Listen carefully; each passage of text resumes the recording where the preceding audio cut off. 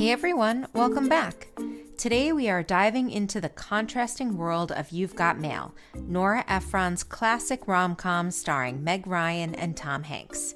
If you love film-inspired interior design or you're curious about how two totally opposite styles might come together, this one's for you. Nora Ephron was known for her witty dialogue, heartwarming narratives, and incredible attention to visual detail, especially when it came to interiors. In this video, we'll take a closer look at the iconic apartments of the two main characters, explore how their spaces reflect their personalities, and answer the age-old question, can it work when two different design styles fall in love? Let's get going. Released in December 1998, You've Got Mail was based on the 1940 film The Shop Around the Corner, and later adapted into the 1963 musical She Loves Me. You've Got Mail was directed by Nora Ephron and stars Meg Ryan as Kathleen Kelly and Tom Hanks as Joe Fox. The production design was helmed by Dan Davis, with art direction by Ray Kluge and Beth Kuhn, and set decoration by Susan Bode, Ellen Christensen, and Nancy Meyers. The film also features a slew of familiar faces, all adding layers of charm and humor to this New York City love story. It's the classic enemies to lovers trope, but with a twist. Kathleen and Joe are two people who seem to be total opposites. Kathleen is a small business owner running her mother's beloved children's bookstore, The Shop Around the Corner, while Joe, on the other hand, works for Fox Books, a massive corporate bookstore chain that's about to put her out of business. A Fox Books superstore. Hell nightmare.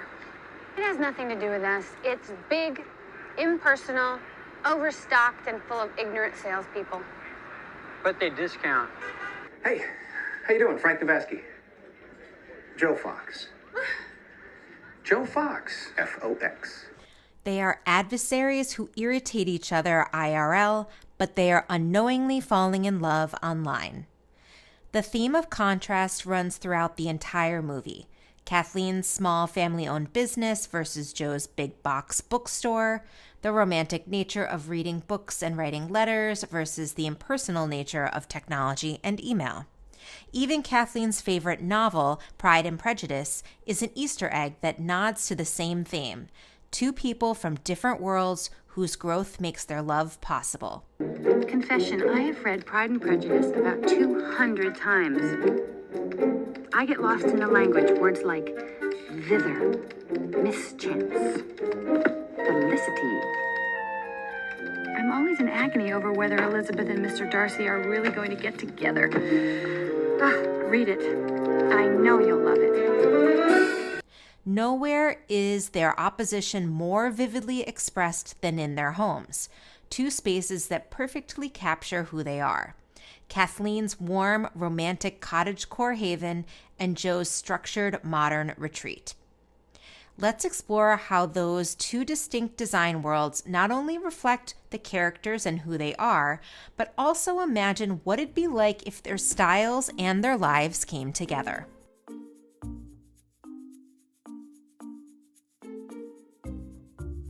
Kathleen Kelly's space is a perfect reflection of who she is. Warm, feminine, and full of charm. Kathleen's apartment is located on the Upper West Side of Manhattan. It appears to be on the second floor of an old townhouse building which has been converted into multiple units, with Kathleen's being a one-bedroom and one-bathroom apartment. You'll notice detailed moldings featuring rosettes, French doors, transom windows, and stained glass, all evidence of the apartment's historic character and timeless personality. Kathleen's space captures her creative, nurturing, sunny nature. The overall aesthetic leans into what we'd now call Cottagecore, a mix of vintage charm and sentimental touches. It's a cozy home with a color palette that is soft and inviting. Warm neutrals, soft yellows, creams, blushes, and greens. The use of the color yellow feels especially intentional. It's bright, hopeful, and perfectly mirrors Kathleen's optimism. In the living area, we see a deep floral couch layered with patterned pillows in pinks, peaches, and whites. Alongside the couch, two mismatched wicker chairs add a touch of English cottage charm. There's a green and yellow tiled fireplace with a dark wooden mantel and a standing piano stained in dark wood. Alongside Kathleen's living area, her dining space features a small farmhouse table with slightly feminine dining chairs, as well as a hutch painted blue-green and filled with servingware. The space is homey and approachable. It's a place where comfort matters more than perfection. French doors separate the living and dining areas from the kitchen, where we see clocks and art on the walls, glass front upper cabinets, and a checkered blue, green, and off-white floor. The kitchen is charmingly cluttered. Kathleen has items on every surface, from the countertops to the top of her fridge. She has even brought in a table for additional storage. On the kitchen surfaces, we see mementos from her life and evidence of her day-to-day living. Cookbooks, a drying rack, a table lamp, photos on her fridge front, extra baskets and trays, and a vintage bread box tucked under her painted table. Leaving Kathleen's common space, we head into her pass-through room between the living area and the bedroom. This space is lined with brown patterned wallpaper on one side, while the other side consists of built-in shelving stuffed with books and other personal items. Books and reading play a huge role in Kathleen's life, so it would be natural for her to have a large collection. In the bedroom, we find her French Provençal-style bed with a striped headboard, a plethora of pillows, and layers of yellow and floral bedding in a daisy print, which is a nod to her favorite flower. I love daisies. You told me. They're so friendly. Don't you think that daisies are the friendliest flower? I do. Within her bedroom, a large window seat overlooking the street is piled high with pillows, creating the perfect cozy reading nook. We also see Kathleen's small writing desk, which she has tucked off to the side. A pocket door separates the bedroom from the bathroom, which is a warm, sunny space. There is a small printed yellow patterned wallpaper, a sizable vanity, and cabinets over the mirror. In a room full of box shapes, the oval mirror provides a feminine contrast and reflects a stained glass window. The mirror is flanked by two traditional silver sconces with cone or triangular shaped lampshades. Lighting throughout is soft and warm, featuring table lamps and sconces which create that gentle golden glow. Kathleen's furniture mixes French Provençal with farmhouse. It's eclectic, imperfect, and effortlessly inviting. Symbolically, Kathleen's home mirrors her spirit, warm, independent, and evolving. After her bookstore closes, we see her sitting on the floor of her bedroom, having rearranged her furniture. The bed, once flush with the wall, now sits at an angle, a subtle but powerful sign of change. It's a woman reclaiming her space, her perspective, and her sense of control in a moment of uncertainty. Kathleen's aesthetic is peak shabby chic. Quilts, frilled lampshades, distressed furniture, and even those iconic wall swans. Her art choices are soft and floral, bringing a bit of nature indoors. Kathleen's home feels personal because it is, a patchwork of memories, warmth, and charm. And if you look closely, there are subtle winks to time and timing throughout her apartment. Clocks appear in multiple rooms, reminding us that in both love and life, timing is everything.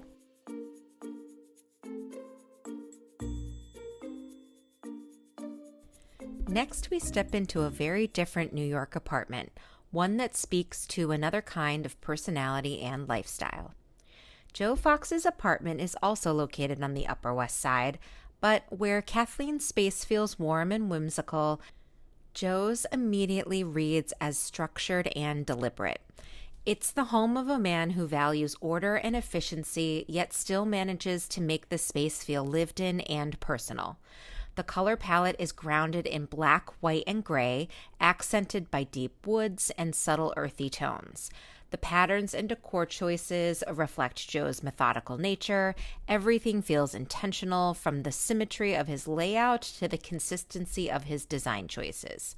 As we move through Joe's apartment, notice how his use of pattern, color, furniture, and home decor signal cues about his affinity for structure and precision, while small touches of warmth reveal the man beneath the polish. We first meet Joe walking through his kitchen across a black and white checkered floor, a visual cue for his precision and strategic nature. The kitchen itself is refined: white cupboards, a built-in wine rack, black countertops, matching chrome stools, and a large espresso machine. Every detail has intention, from the silver knobs on the cabinets to the brass and milk glass pendant lights above the island. Those triangular fixtures repeat throughout his home, a motif of Joe's love for consistency and structure. While we spend a lot of time in Kathleen's main living space, we only get a glimpse of Joe's. In his bedroom, we can see that he prefers streamlined furniture: matching bedside tables, identical lamps with cone-shaped lampshades, and 2 matching pieces of framed art hang above the bed. The bed itself is structured. The headboard is a simple, traditional shape and covered in a brown suede fabric featuring a double row of silver nail heads. Joe's bed is dressed in striped and diamond patterned bedding. The diamond motif, like a chessboard, subtly hints at Joe's strategic, analytical side. He favors traditional, stable patterns like stripes, plaids, and diamonds, designs with rhythm and predictability. Like Kathleen, Joe surrounds himself with books and personal objects, but his collections are more curated and restrained. Architectural sculptures and black and white city photographs appear throughout his apartment, reinforcing his appreciation for structure and order. Most of his art is cool-toned, except for a single wooden frame holding a photo of his dog Brinkley, which adds a hint of warmth and personality. Speaking of warmth, both Joe's bedroom and his home office have a warmer palette and are coincidentally the rooms where Joe emails Kathleen. Walls are golden and the rooms are softly lit, reflecting the side of Joe that emerges when he communicates with Kathleen, more open, thoughtful, and emotionally present. Symbolically, Joe's apartment mirrors his inner world, composed, logical, a little guarded. It's a home that values efficiency and order, leaving little room for spontaneity. After Fox Books puts Kathleen's bookstore out of business and he has a moment of clarity in his elevator, Joe moves out of his apartment, which is a visual metaphor for Joe's transformation from precision towards openness. Now that we've explored both worlds, Kathleen's cottagecore warmth and Joe's sleek structure, you might be thinking these two could never build a home or a life together. How can opposites attract not just in love, but interior design? Let's take a look. So imagine for a moment if Kathleen's cozy cottagecore charm met Joe's structured masculine style under one roof. At first glance, you might think these two aesthetics could never coexist. One is soft, layered, and whimsical. The other is orderly, patterned, and precise. But if you look closely, there are many natural overlaps that give you a starting point for harmony. First, both of them love warm, inviting lighting. Kathleen layers her space with table lamps and soft accent lights, while Joe favors more intentional fixtures with shape and form, like those classic brass pendants. Put them together, and you have a home that's both functional and cozy, warm light that feels lived in, but also carefully considered. Both styles love a cone-shaped lampshade, so they won't have to compromise on the shape. Wood is another shared love. Kathleen gravitates towards aged, chippy woods on vintage furniture full of charm, while Joe prefers dark, perfect stains with clean lines. Together, these elements can be layered in the same space. For example, a sturdy wooden piece next to soft, worn accent chairs in a masculine shape, or a vintage piece with patina sitting alongside a sleeker wooden piece. It's the perfect way to balance his polish with her warmth. In color, we can find compromise. Joe likes stark white and black mixed with some brown tones, while Kathleen gravitates toward more colors, especially yellows, so creamy whites and muted yellows would be their common ground. Warm neutrals mixed with pops of autumnal color from the red, orange, and green families would bridge their styles perfectly. They both love patterns, pillows, and throws, but Kathleen is unapologetically maximalist with layered throws and pillows in every pattern she loves, whereas Joe is more refined and selective. In a shared home, the solution is restrained layers. A few florals paired with a couple of structured stripes or solids. It gives a nod to both of their personalities without overwhelming the space. Both Kathleen and Joe love books and need a place to read. Kathleen's window seat is piled high with pillows, and her favorite novels live nearby. And Joe's bookshelves hold his curated collections, neatly stacked.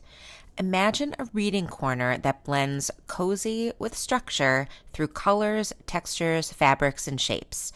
For example, fluffy layered cushions and pillows for her, structured prints and furniture for him, giving a nod to both their tastes and creating a spot that's both inviting and orderly.